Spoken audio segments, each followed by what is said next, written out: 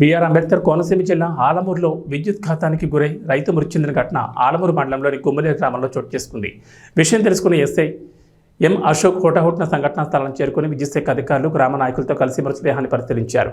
SI తెలిపిన వివరాల ప్రకారం అదే గ్రామానికి చెందిన ముచ్చూరి వీర్రాజు అనే కౌలు రైతు వ్యవసాయం చేసుకుంటూ కుటుంబ జీవనం సాగిస్తున్నారని, గ్రామ శివారులో మురికి కాలువ వద్ద ఉన్న తన వ్యవసాయ పొలం వద్దకు వెళ్లి పశువుల మీద సేకరించుకుని ఇంటికి తెచ్చుకునే క్రమంలో ప్రమాదవశాత్తు 33 kV విద్యుత్ తీగ తగిలి విద్యుత్ ఘాతకానికి గురై అక్కడికక్కడే మృతి చెందారన్నారు.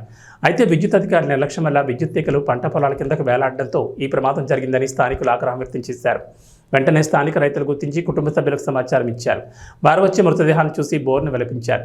ఇంటికి పెద్దది కోల్పోవడం ఆ కుటుంబంలో తీవ్ర విషాదాన్ని నింపింది.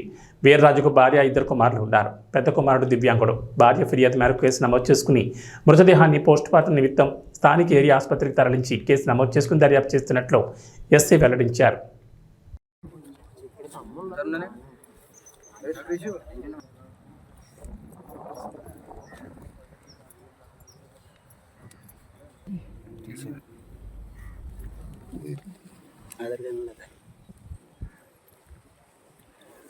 ఈగలు కొడితే పై